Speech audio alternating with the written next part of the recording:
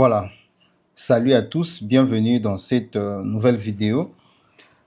Cette vidéo est dédiée à ceux qui apprennent les designs graphiques.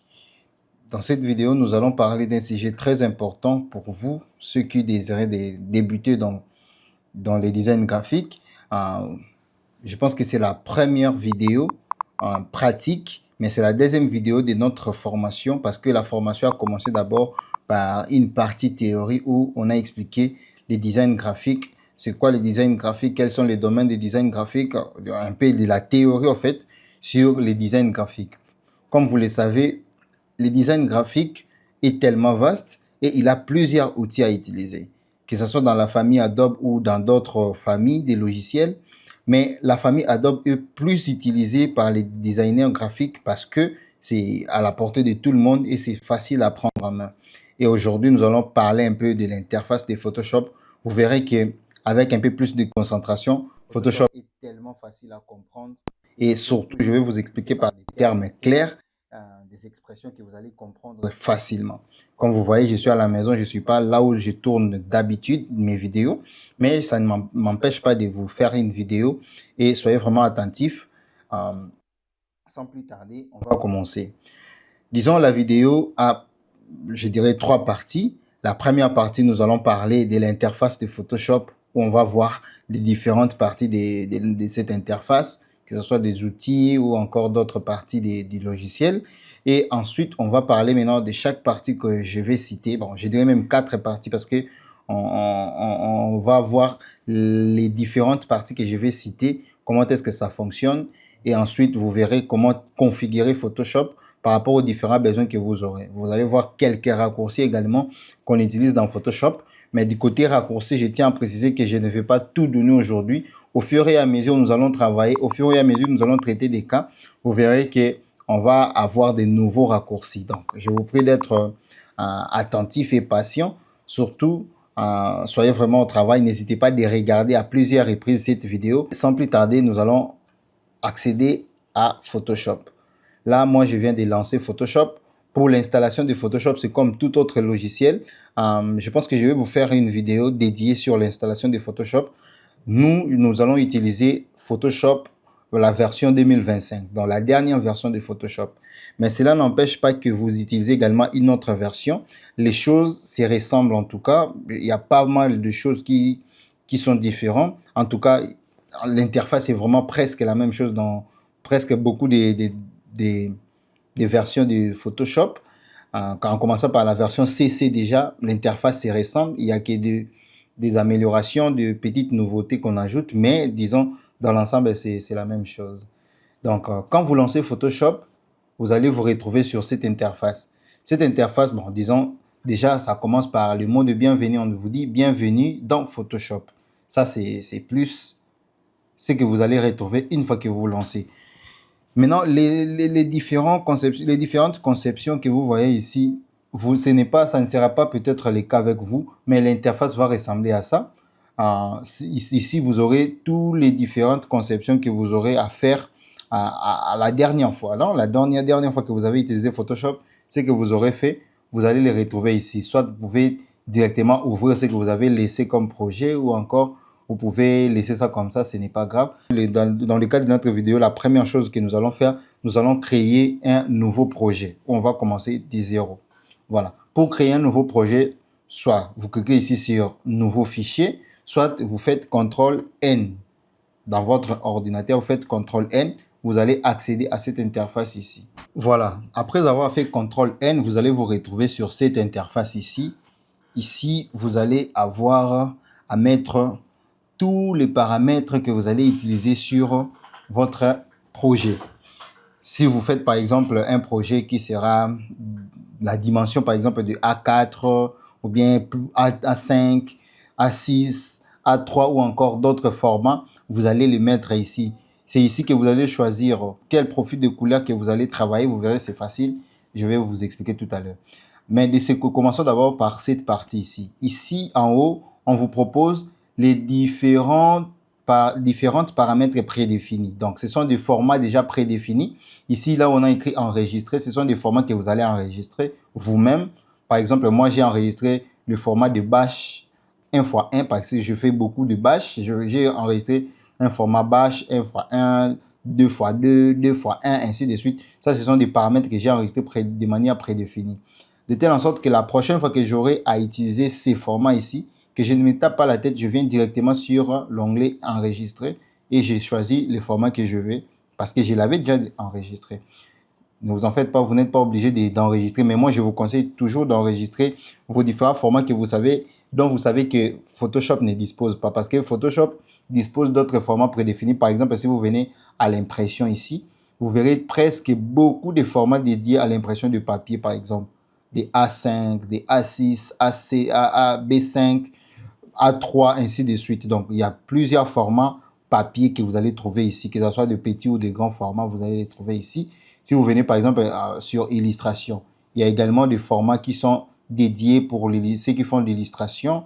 Donc, il y en a vraiment beaucoup. De la même manière, sur mobile et sur film et vidéo, il y a des formats dédiés pour des films et vidéos. Nous, ce qui nous intéresse, on va rester sur récente et nous allons mettre nous-mêmes nos paramètres. Par exemple, on va travailler la première partie ici. Dans cette partie, vous allez maintenant mettre vos paramètres pour pouvoir dire à Photoshop ce que vous voulez utiliser comme format. La première des choses à faire, nous allons mettre les titres de notre projet. Nous, pour ces tutos, nous allons mettre les titres tuto. Voilà. Nous allons mettre tuto. Nous allons travailler sur quelle dimension? Maintenant, la partie ici, suivez-moi très bien. C'est dans cette partie où nous allons préciser à Photoshop que nous voulons travailler sur le format, par exemple, A4 ou A5 ou encore 1 mètre ou 2 mètres, ainsi de suite. Voilà. Nous allons choisir une unité de mesure. Il y a plusieurs unités de mesure dans Photoshop. Quand vous allez là où on a écrit pixels, il y a beaucoup des unités de mesure. Nous avons des pixels, des pouces, des centimètres, des millimètres, des points et des picasses. Des pixels, c'est beaucoup plus pour ceux qui sont dirigés vers les écrans. Ceux qui seront, par exemple, quand je fais une affiche où la dimension, je vais avoir la dimension exacte d'une interface qui est dédiée à l'écran. Là, je vais choisir pixels parce que, par exemple, si je fais une cache, la cache vidéo où on met des titres, par exemple, dans un film, je vais choisir le format qui est vraiment adapté. Donc, je vais choisir l'unité de mesure pixels. Pourquoi? Parce que ça serait dirigé vers les écrans. Également pour les pouces, les centimètres et les millimètres, ça seront beaucoup plus utilisés. Pourquoi? Parce que ce sont des unités de mesure qu'on utilise dans les impressions. On mesure souvent soit par centimètre, soit par millimètre. Par exemple, quand je vais un batch de 100 mètres, ou plutôt de 1 mètre, je vais mettre par exemple des centimètres ou des millimètres. Nous, on va travailler maintenant sur les millimètres dans le cas de notre vidéo. En titre d'exemple, voilà. On va travailler sur millimètres. On va choisir le largeur, une largeur de 500 mm et la hauteur, nous allons également mettre 500 mm. Ici, je vous laisse le libre arbitre de mettre vous-même. Donc, ce que vous voulez mettre, ça ne dépend que de vous. Ici, au niveau de la résolution, ça va maintenant déterminer la qualité, la résolution de votre produit fini, de votre travail à la fin, sa résolution. Si vous augmentez le nombre, rassurez-vous que votre fichier sera aussi de grande taille. Par exemple, si je mets une résolution de 100, ça va augmenter la taille du fichier. Ça peut être 4 ou 5 mégas de papier vierge. Donc, une fois que je vais commencer à mettre des informations lors de ma conception, et la taille du fichier également va augmenter. Mais nous, on va laisser cette résolution de 70, ça ne nous dérange en rien. Et on va mettre, par exemple, je vais mettre, comme j'avais dit, 500 mm sur 500 et on met la résolution 300 par exemple. Voilà. Et ici, la deuxième et la troisième partie, ici, je dirais la quatrième partie, ouais, vous allez choisir le mode colorimétrique, que ce soit du CMJN ou de RGB. Je viendrai préciser une chose. Si vous faites quelque chose qui sera dédié à l'impression, je vous conseillerais d'utiliser le mode colorimétrique CMJN. Pourquoi? Parce que c'est le mode colorimétrique adapté pour les imprimantes. Voilà. Si vous faites quelque chose qui sera dirigé vers les écrans, que ce soit sur les réseaux sociaux, des écrans où vous allez projeter je ne sais pas quoi, je vous conseille d'utiliser les profils d'image RGB. Mais ne vous en faites pas, ce n'est pas aussi un péché. Tu peux utiliser les profils d'images colorimétriques RGB par exemple, et vous allez imprimer, ça va aussi imprimer. La différence sera seulement au niveau de la qualité. Quand vous faites quelque chose qui sera dirigé vers les écrans, choisissez les RGB. Quand vous faites quelque chose qui sera dirigé vers l'impression, je vous conseille d'utiliser le CMJN. Voilà. J'avais oublié quelque chose de ce côté ici. Ici, vous avez la possibilité de choisir l'orientation. Par exemple, si vous choisissez un format A4, par exemple, le format de papier duplicateur. Si vous cliquez ici, là où on a écrit portrait, là, vous aurez le format portrait. Si vous cliquez là où on a écrit paysage, vous aurez le format paysage. Moi, ici, ça ne marche pas parce que j'avais mis largeur 50, octaire 50. Donc, c'est carré. Ce n'est pas des formats, des valeurs différentes. Mais si j'avais mis, par exemple, je vais mettre ici 700, vous verrez que une fois que je mets paysage, ça va renverser les valeurs qui sont ici au niveau de hauteur et largeur. Une fois que je mets vers paysage, ça va renverser les différentes valeurs. Voilà. Ici, le contenu de l'arrière-plan, vous voulez votre arrière-plan, ça soit quelle couleur? Gris, noir ou blanc ou transparent, ça dépend de vous. Au niveau des paramètres avancés, pour l'instant, on laisse ça comme ça. Voilà. Et après avoir mis tous les paramètres, après avoir mis ce que j'ai besoin que Photoshop me donne comme paramètre, comme format. Et ici, j'ai la possibilité soit d'enregistrer ces paramètres. Et si je veux les réutiliser plus tard, vous cliquez juste ici sur cette icône ici et vous cliquez ici, vous allez mettre les noms de l'enregistrement, par exemple tuto. Et quand vous enregistrez, automatiquement dans votre onglet enregistrer, vous verrez votre format que vous avez enregistré tuto avec tous les paramètres que vous avez mis avant que nous puissions enregistrer. Nous allons maintenant mettre créer. Voilà. L'interface, après avoir créé, mis les formats ainsi de suite, l'interface de Photoshop ressemble à ça. Voilà. Je vais subdiviser Photoshop en 4 parties. Moi, je le subdivise en 4 parties. Je vais vous expliquer pourquoi. Chacune de ces parties a ses fonctionnalités, sa particularité, je dirais. Donc, commençons d'abord par le commencement. Voilà. Nous avons la partie ici qu'on appelle onglet. Voilà. On peut appeler ça onglet ou menu. Donc, je vais utiliser les deux termes à la fois. Voilà. Ici, vous avez toutes les informations dans ces menus. Vous avez tous les paramètres, toutes les commandes, allais-je dire, concernant votre logiciel. Si vous voulez enregistrer un document et importer quelque chose dans Photoshop ou encore changer l'interface de Photoshop. Donc, bref, dans tous ces menus ici, vous avez toutes les fonctionnalités de votre logiciel. Voilà. Par exemple, dans l'onglet fichier ou au menu fichier, vous avez toutes les informations liées à votre fichier. Comment enregistrer un fichier, comment lancer un nouveau fichier, ou encore ouvrir un projet déjà existant, ou encore ouvrir un projet qu'on avait travaillé récemment. Donc, il y a tout, il y a beaucoup de choses ici. Je vous laisse découvrir par vous-même. Également, dans l'onglet édition ou menu édition, vous avez également beaucoup d'autres paramètres.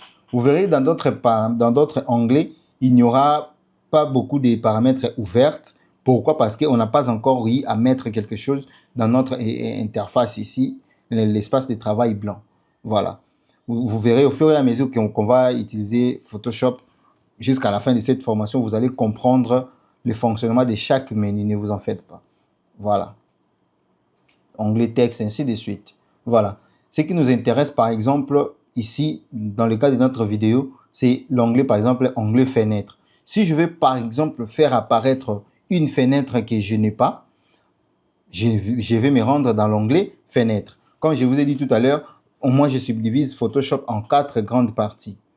Parmi les 4 grandes parties, nous avons la barre d'outils qui est juste ici, ce côté ici. Il y a tous les outils, comme les maçons ou encore les charpentiers. Nous aussi, nous avons nos outils que nous utilisons. Il y a plusieurs outils et je vous laisse découvrir par vous-même. À part la barre d'outils, nous avons également la barre des menus, dont je viens de citer tout à l'heure. La barre de menus rassemble en lui seul 11 menus qui rassemblent les différentes fonctionnalités de notre logiciel.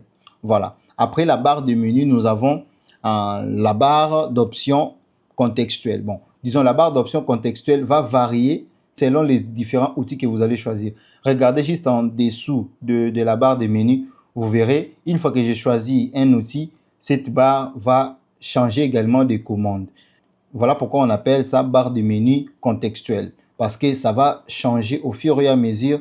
Vous allez choisir un outil et lui aussi, il va changer. Il rassemble les différentes fonctionnalités de chaque outil, les paramètres de chaque outil. Après le barre de menu contextuel ou bien barre d'options contextuelle, nous avons également les différents panneaux. Donc, on peut appeler ça panneau ou fenêtre. C'est la même chose. Donc, de ce côté ici, nous avons les différentes fenêtres. Pour afficher ou masquer une fenêtre, vous allez vous rendre dans l'onglet fenêtre ou menu fenêtre et il y a toutes les fenêtres ici ou les panneaux. Vous allez utiliser les termes qui vous conviennent. Par exemple, si je clique sur fenêtre calque, par exemple, automatiquement, ça va m'afficher la fenêtre calque. Si je vais, par exemple, cliquer sur fenêtre pinceau, ça va m'afficher également la fenêtre dédiée au pinceau. Donc, il y a toutes les fenêtres ici dont je vous prie de tester par vous-même et vous allez me dire ce que vous en pensez dans les commentaires. Voilà, Photoshop, je le résume en 4 parties. Nous avons la barre de menu, barre d'outils, la barre d'options contextuelles ainsi que le fenêtre ou encore des panneaux. Donc, 4 grandes parties pour l'interface Photoshop, en dehors de l'espace blanc que vous voyez ici, les formats, les papiers où vous allez travailler. Voilà, juste ici, vous allez voir, il y a les noms de votre projet. Photoshop donne la possibilité d'ouvrir plusieurs projets à la fois. Vous pouvez travailler sur plusieurs projets à la fois. Donc, vous êtes sur projet tuto. Je peux également créer un nouveau projet. Je le nomme, par exemple, tuto 2. Tuto 2. Et j'ai 2 projets. Il y a le projet tuto 1 et le projet tuto 2.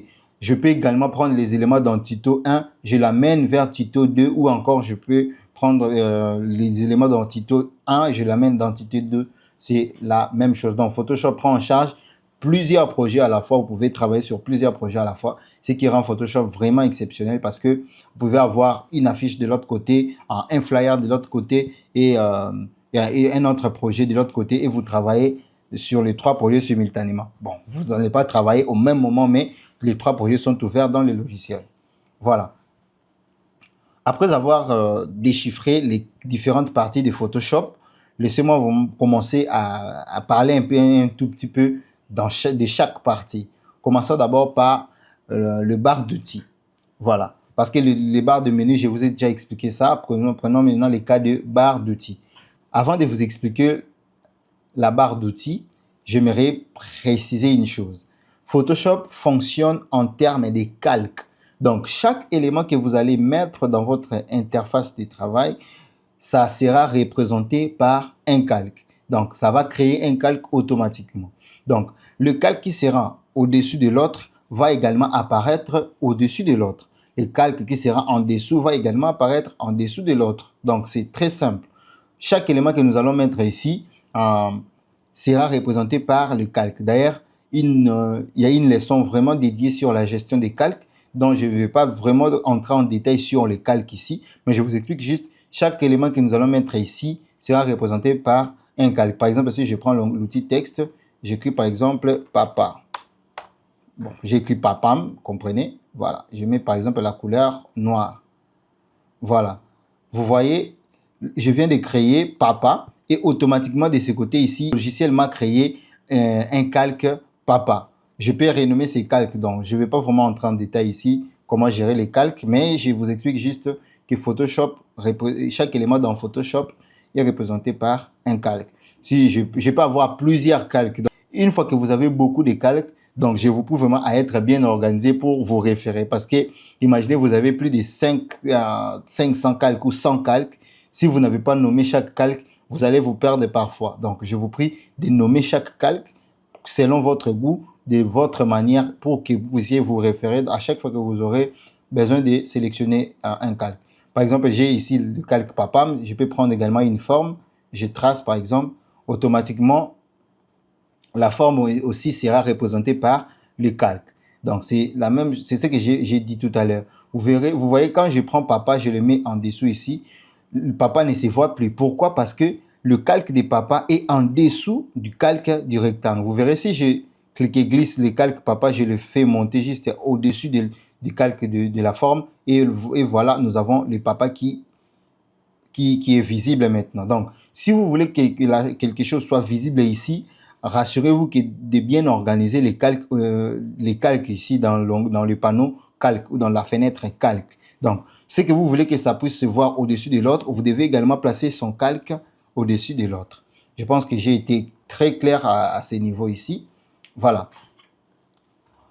Revenons à notre première partie, la barre d'outils. Je vais essayer d'être un peu plus bref. La barre d'outils, c'est comme la boîte à outils. Donc, on peut appeler ça même boîte à outils parce que en lui, il y a plusieurs outils que nous allons avoir besoin pour pouvoir concevoir. Je ne serai pas ici en train de vous expliquer chaque outil qu'il faut dans chaque projet. Dans tel projet, vous allez utiliser seulement cet outil. Non, non. Dans Photoshop, on va utiliser les outils par rapport à ce que nous voulons faire. Je peux par exemple concevoir une affiche, j'utilise par exemple l'outil texte.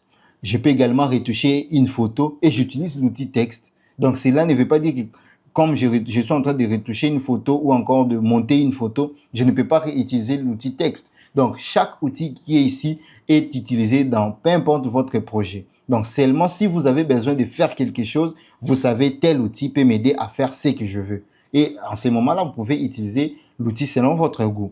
Donc voilà, il y a plusieurs outils dans Photoshop. Je vais expliquer les plus usuels. Commençons par le premier outil que j'ai touché ici, c'est l'outil déplacement. Déjà une astuce, si vous voulez connaître les noms d'un outil ou sa fonctionnalité avec cette nouvelle version de Photoshop 2025, vous n'avez qu'à venir faire glisser-déposer. Donc vous venez, vous pointez juste le pointeur de la souris à l'outil que vous voulez, vous verrez, le logiciel va vous donner les noms de ces logiciels, de cet outil, les raccourcis. Il y a une petite lettre juste ici, vous voyez, ici on a écrit V. Donc c'est ici, je clique sur le clavier, la touche V, automatiquement Photoshop va activer cet outil. Et ça vous met une petite vidéo vous expliquant comment est-ce que cet outil fonctionne. C'est que je trouve vraiment très très pratique avec Photoshop.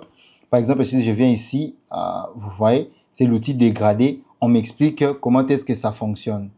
Voilà.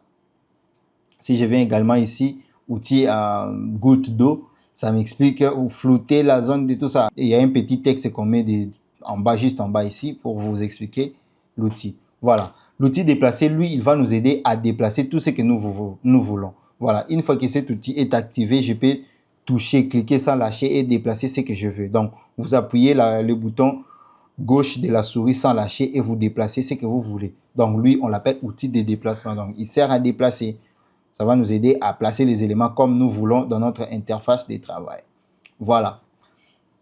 Nous avons également outil de sélection rectangulaire. Donc, dans chaque outil, si vous voyez un petit bouton ici, le petit bouton que vous voyez à gauche, c'est-à-dire qu'il y a d'autres outils qui sont cachés à l'intérieur de cet outil. Par exemple, si je maintiens, vous voyez, il y a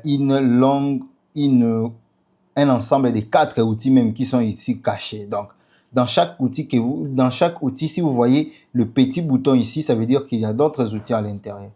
Donc, ici, nous avons par exemple l'outil rectangle ou l'outil ellipse. Vous allez peut-être sélectionner la zone que vous voulez, si vous voulez faire des montages photos ou découper quelque chose. Voilà.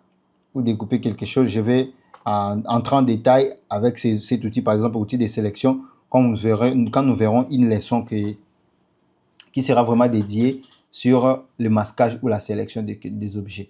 Voilà, nous avons également l'outil sélection, outil lasso qui nous permet également de tracer des sélections, mais de manière volontaire. Hein. Ce que vous voulez donner comme forme, automatiquement, ça vous crée une sélection. C'est presque la même chose avec l'outil de sélection ici, mais lui, l'avantage est que vous pouvez tracer selon à votre guise, en fait. C'est ce qui va, lui, va créer comme sélection. Voilà. Nous avons également l'outil recadrage, si vous voulez recadrer votre document. Mais prenons le cas de deux outils que je vais ici utiliser et expliquer en long et en large. Par exemple, l'outil texte qui nous permet d'écrire. Hein, si je vais écrire quelque chose, par exemple, bienvenue. Par exemple, c'est juste un exemple. Bienvenue. Qu'est-ce que j'écris moi? Bienvenue. Voilà. Une fois que j'ai fini d'écrire, soit je fais CTRL Enter ou bien je clique sur les très bien ici pour valider ce que je viens de faire. À chaque fois que je voulais, si je vais déplacer ici, je vais déplacer ce que je viens de créer, je dois retourner, je prends l'outil de déplacement et je les déplace et je les place là où je veux. Voilà. Bienvenue par exemple. Ah, attendez, bienvenue, il y a et à la fin. Voilà, je prends encore l'outil texte, je clique sur les textes que je veux. Voilà. J'ajoute le E, CTRL Enter pour valider. Voilà. Donc là, c'est l'outil texte. Il y a également un outil très intéressant que je vais expliquer dans le cas de cette vidéo. N'oubliez pas, ici, je ne suis pas en train d'expliquer chaque outil en détail, mais je suis en train de vous donner une idée de comment est-ce que Photoshop se présente. Donc, par exemple, l'outil forme. Je peux prendre la forme que je veux, soit l'ellipse, je prends et je trace de la même manière. Je maintiens CTRL pour que ça soit tracé de manière un peu plus proportionnelle. Ici, dans la barre de qu'est-ce que j'ai dit? Ici, dans la barre d'options contextuelles, je peux modifier sa couleur. Voilà. Je peux mettre les contours, bref, tout ce que je veux. Je peux mettre le contour, la taille du contour. Voilà. Je peux faire pas mal de choses avec ça. J'utilise toujours l'outil de déplacement pour pouvoir déplacer. Vous voyez ce que j'avais dit? Les calques de cet outil est au-dessus du calque bienvenue. Voilà pourquoi bienvenue ne se voit pas. Pour que bienvenue puisse se voir au-dessus de ces calques, je dois me rendre dans le panneau calque et je fais monter le mot bienvenue ou bien le calque bienvenue. Voilà, je vais le placer juste ici. Ça, je vais le supprimer. Voilà. OK. Pour tout sélectionner, je fais cliquer glisser. Je viens dans les vides et je sélectionne ce que je vais déplacer. Voilà. Par exemple, j'ai cet outil. Je viens de créer cette forme et j'ai mis les textes. Vous voyez, j'ai utilisé l'outil forme et l'outil texte pour créer je sais pas, ces petits logos, je sais pas quoi. Voilà. Ça, ce sont les outils que nous allons vraiment beaucoup plus utiliser. Nous avons l'outil gomme pour pouvoir effacer quelque chose. Attendez, je vais vous expliquer tout à l'heure. Nous avons l'outil gomme, nous avons l'outil texte. Il y en a plusieurs. Je vais, au fur et à mesure, nous évoluons dans la formation, expliquer chaque outil et son importance. Mais ici, dans le cas de cette vidéo, j'ai expliqué l'outil forme pour créer des formes et l'outil texte pour mettre des textes. Voilà.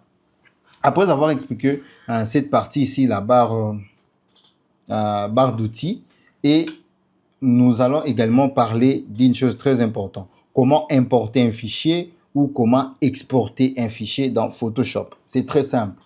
Là, vous avez plusieurs manières de le faire, notamment, soit vous venez ici, là où on a écrit fichier, et vous allez là où on a écrit importer, importation. Attendez. Voilà, importer, et vous pouvez importer ce que vous voulez.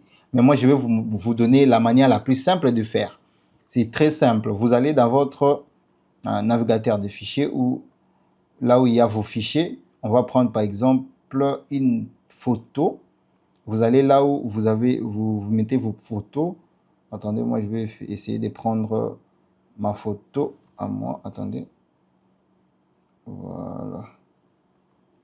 Je vais essayer de prendre une photo. Voilà. Je prends par exemple cette photo ici. Voilà. Une fois que vous retrouvez ce que vous cherchez, vous faites cliquer déplacer. Donc, vous cliquez glisser jusqu'à la barre des tâches. Là où il y a l'icône de Photoshop, automatiquement, il va ouvrir Photoshop et vous faites déposer. Vous lâchez. Automatiquement, Photoshop va importer la photo dans votre espace de travail. Après avoir importé, il vous affiche 8 points. Donc, il y a des points que vous voyez ici. C'est pour pouvoir dimensionner l'élément que vous venez d'importer dans Photoshop. Vous pouvez soit le diminuer ou encore l'agrandir de taille, les déplacer comme vous voulez. Une fois que vous vous rassurez que tout est bien fait, automatiquement, vous allez cliquer sur les très bien ici. Voilà. Là, vous venez d'importer une image sur Photoshop. Vous pouvez l'importer dans le projet que vous avez déjà créé. Vous pouvez également l'importer hors du projet que vous avez créé, que ça crée un nouveau projet. C'est très simple. Vous venez là, de la même manière que je vous ai montré, vous cliquez glisser, vous venez vers l'icône de Photoshop. Au lieu de les déposer maintenant ici sur cette interface, je vais les déposer juste en haut, là-bas, là où il y a les différents projets, je les dépose. Automatiquement, Photoshop va créer un nouveau projet rien qu'avec ce que vous venez d'importer. Voilà, nous, on va rester sur le cas de notre vidéo. On l'importe par exemple ici. Voilà, automatiquement, il y a les nouveaux calques qui s'ajoutent ici. Pourquoi la photo cache les textes que j'avais déjà mis parce que le calque de la photo est au-dessus de tous les calques. Si je veux que ça soit en dessous, je le fais descendre. Et vous voyez, la photo est juste là et les textes qu'on avait déjà créés est juste là. Voilà. Donc, je peux manipuler la photo que je viens d'importer de ma manière. Une fois que je les place au-dessus de... Selon moi, mon goût, moi, j'ai voulu que ça soit en dessous des calques que j'avais déjà fait au préalable. Je vais maintenant manipuler la photo que je viens de prendre. Soit, je peux par exemple... je vais par exemple avoir que la tête pour ne pas avoir d'autres parties. Je peux sélectionner avec l'outil de sélection. Je prends la sélection ellipse, donc la sélection ellipse, et je vais tracer une sélection de manière un peu plus grossièrement. Je ne me tiens pas compte que ça soit droit ou pas. Une fois que je sélectionne, je vais d'abord pixeliser les calques parce que, comme vous voyez le petit icône ici, ça veut dire le calque est un objet dynamique. Donc, c'est difficile de les modifier avec les sélections. Donc, je vais devoir pixeliser cela. Pour ce faire, c'est très simple. Vous allez là où il y a votre calque, j'ai fait clic droit et je vais là où on a écrit pixeliser les calques. Là, le calque est pixelisé. Je peux récupérer ou effacer cette partie que je viens de sélectionner. Moi, je vais prendre cette partie et en faire un nouveau calque. Pour ce faire, c'est très simple. Une fois que je sélectionne, je fais CTRL plus J. Automatiquement, vous voyez, il y a deux calques maintenant. Si je cache le calque ici, vous voyez, je n'ai récupéré que cette partie ici, la tête. Donc, il a son calque à lui seul. Donc, le calque complet est là. Lui, maintenant, on va vraiment récupérer ça. Ça, c'est ce que j'ai voulu faire. Donc, j'ai voulu récupérer juste la tête. J'ai utilisé la sélection. J'ai pixelisé les calques ainsi. Et ensuite, j'ai eu à dupliquer les calques sélectionnés. Voilà. Là, ce sont des manipulations que vous pouvez faire dans Photoshop. Je ne vais pas trop entrer en détail parce que c'est la première vidéo. Je suis là juste pour vous expliquer l'interface de Photoshop. Maintenant, après avoir fait quelque chose dans Photoshop, vous voulez maintenant enregistrer votre projet. C'est très simple. Soit vous faites CTRL plus S pour enregistrer de manière normale, comme dans tout autre logiciel. Soit vous venez là où on a écrit fichier et ensuite enregistrer est là. Attention, nous avons enregistré et enregistré sous. Je vais vous expliquer tout à l'heure. Enregistrer, c'est lorsque vous voulez enregistrer sous le format PSD, donc le format Photoshop. Là, vous allez cliquer sur enregistrer. On va laisser les titres, non, tuto, et je fais enregistrer. Vous choisissez l'emplacement, bien sûr, non? Vous choisissez l'emplacement là où vous voulez que ça enregistre. Moi, ça enregistré dans mes conceptions, là où j'ai fait toutes mes conceptions. Il y a un dossier là-bas. Voilà. Une fois que je vais me rendre dans ces dossiers, je vais retrouver les projets PSD de ces documents ici. Voilà. Si vous voulez maintenant enregistrer sous un autre format, que ce soit JPEG, PNG ou encore d'autres documents et d'autres formats, allais-je dire, dans la nouvelle version Photoshop, il y a enregistré sous et enregistrer une copie. Pour enregistrer dans d'autres formats comme JPEG, PNG ou autre, au lieu d'aller dans enregistrer sous comme dans d'autres versions, on va aller dans enregistrer une copie. Enregistrer une copie.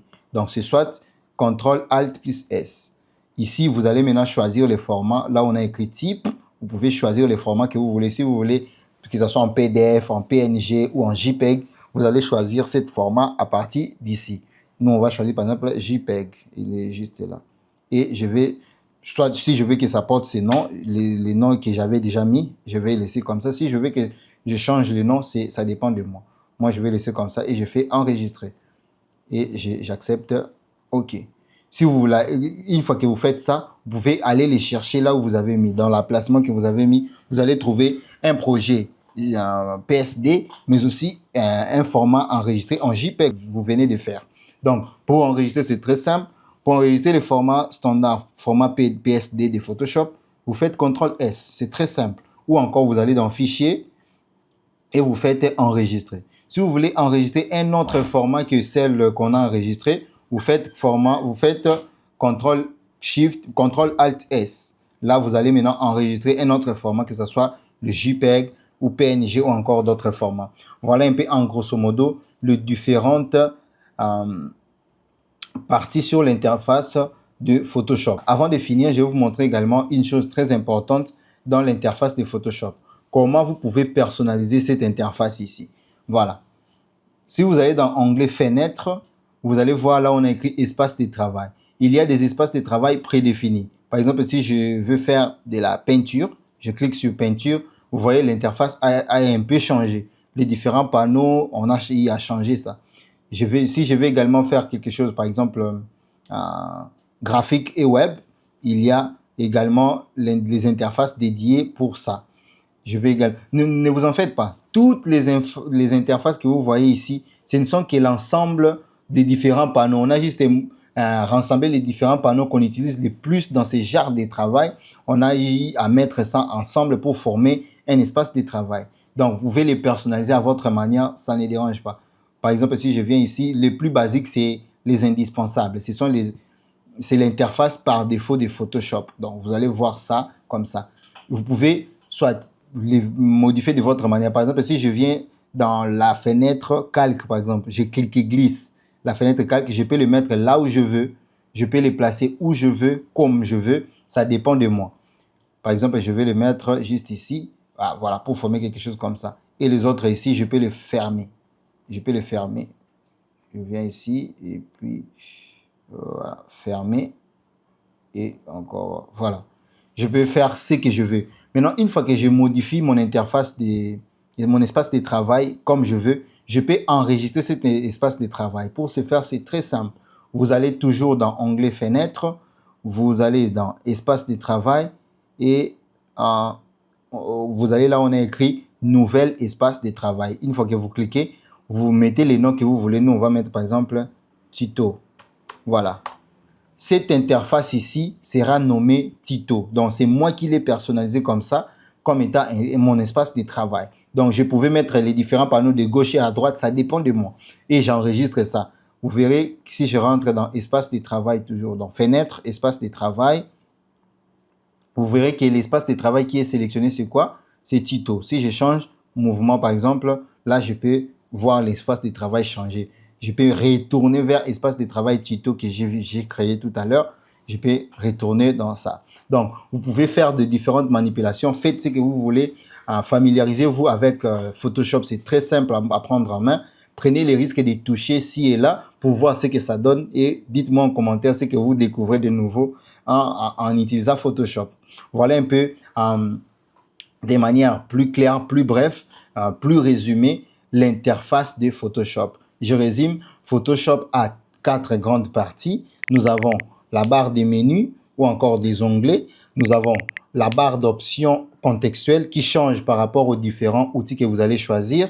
Nous avons également la barre d'outils où il y a tous les outils dans Photoshop. Et ensuite, nous avons les différents panneaux ou fenêtres. Donc, nous avons ici barre de menu, barre d'outils barre d'options contextuelles, barre d'outils que nous allons utiliser les différents outils et nous avons les différentes fenêtres ici. Donc ici, c'est votre espace de travail où vous allez pouvoir travailler. Voilà un peu en quelques mots ce que c'est l'interface de Photoshop. Prochainement, nous allons donc parler de la gestion des calques. Vous verrez que c'est très facile à prendre en main, très facile à comprendre. Faites ce que vous voulez, mettez-vous au travail, utilisez Photoshop. Vous allez découvrir beaucoup de choses et dites-moi en commentaire ce que vous allez découvrir comme étant quelque chose de nouveau. Voilà. Merci de rester jusqu'à la fin de cette vidéo, surtout de souscrire à cette formation qui vous explique le design, le base du design graphique. Photoshop n'est qu'un outil de design graphique. Il y a plusieurs outils de design graphique que nous allons étudier ici, mais nous avons choisi de commencer par Photoshop parce que lui, c'est la base de toutes choses. Il faut que vous compreniez Photoshop, vous avez la facilité d'apprendre d'autres logiciels. Ça, je vous rassure. Si vous maîtrisez bien Photoshop, Illustrator ne sera pas une bête noire pour vous. D'autres logiciels comme InDesign également ne sera pas une bête noire pour vous. Donc, vous aurez déjà les bases dans Photoshop et on peut utiliser ces bases dans l'autre logiciel comme Illustrator. Voilà, je vous dis à très bientôt pour une prochaine vidéo. Pour ceux qui ne me connaissent pas, je suis Lardissi Binda, photographe, vidéaste et infographiste chez Kyle Concept. Cette vidéo sera également disponible dans notre chaîne YouTube, dont je vais vous conseiller d'aller visiter à tout moment pour ne pas vous perdre. À chaque fois que vous voulez vous référer sur quelque chose, les différentes vidéos que je vais faire seront également disponibles sur notre chaîne YouTube. Je vous dis encore une fois merci d'avoir souscrit à cette formation complète de design graphique. Vous allez apprendre beaucoup de choses. Ensemble, on va faire de merveilles. Je vous dis à très bientôt pour une prochaine vidéo.